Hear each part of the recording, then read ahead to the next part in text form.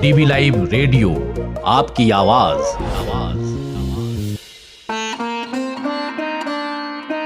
दिल की चोटों ने कभी चैन से रहने न दिया, जब चली सर्द हवा मैंने तुझे याद किया। इसका रोना नहीं क्यों तुमने किया दिल बर्बाद, इसका गम है कि बहुत देर से बर्बाद किया। मुझको तो होश नहीं, तुमको खबर हो शायद, लोग कहते हैं कि तुमने मुझे बर्बाद किया। मीर और गालिब के बाद अगर किसी ने उर्दू शायरी को नई ऊंचाई दी, उसे आगे बढ़ाया, तो बेशक वो नाम है शब्बीर हसन खां यानी जोश मलिहाबादी का। जोश साहब की गज़लें हों, नज़्म हो या मरसिया, उसमें एक ख़ास किस्म की गहराई थी। तेवर हमेशा से विद्रोही रहे और किसी के आगे सिर झुकाना उनकी फितरत में नहीं था। अपनी नज़मों गज़लों में उन तमाम दकियानूसी परंपराओं को तोड़ते हैं जो उन्हें गैर वाजिब लगता है। शब्बीर हसन खां नाम पहले शब्बीर तखल्लुस करते थे, फिर जोश इख्तियार किया। 5 दिसंबर 1898 को लखनऊ के मलिहाबाद में पैदा हुए।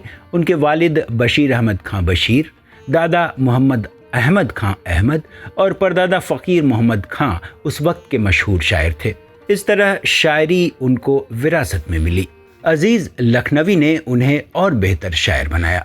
लखनऊ से दिल्ली आए तो कलीम नाम की पत्रिका निकाली। नेहरू उन्हें बहुत पसंद करते थे। नेहरू जी ने उन्हें सरकारी साहित्यिक पत्रिका आजकल का संपादक बनवाया। ये बात 1948 की है। फिर ऑल इंडिया रेडियो में भी उन्होंने नौकरी की, जहां एक ओर वो रिवाज तोड़ने वाले बागी थे, तो दूसरी ओर सामाजिक न्याय के पक्ष में आवाज़ उठाने वाले शायर भी। उन्होंने हिंदुस्तान की आज़ादी की लड़ाई अपनी कलम से लड़ी। 1956 में जोश बिना किसी को बताए पाकिस्तान चले गए।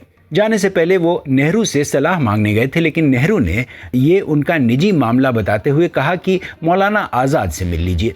मौलाना से मिले तो उनकी बातों से जोश साहब का दिल टूट गया। कहा जाता है कि मौलाना ने उनसे कुछ इस तरह कहा, यूं तो देश प्रेम की कोई कीमत नहीं होती, लेकिन अगर होती भी है तो आपको उसकी कीमत से कहीं ज़्यादा मिल चुका है। फिर वो अपने बच्चों के पास पाकिस्तान चले गए और तब तक नहीं आए जब तक मौलाना आज़ाद जिंदा रहे। उनके निधन के बाद जोश साहब 3 बार भारत आए, लेकिन उनकी शायरी भारत की सरजमी पर गूंजती रही।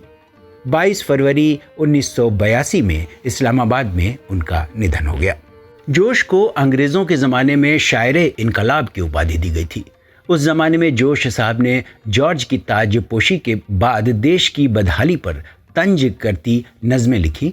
आपके हिंदुस्तान के जिस्म पर बोटी नहीं, तन पे एक धज्जी नहीं, पेट में रोटी नहीं। किश्वरे हिंदुस्तान में रात को हंगामे ख्वाब, करवटें रह रह के लेता है फ़ज़ा में इनकलाब।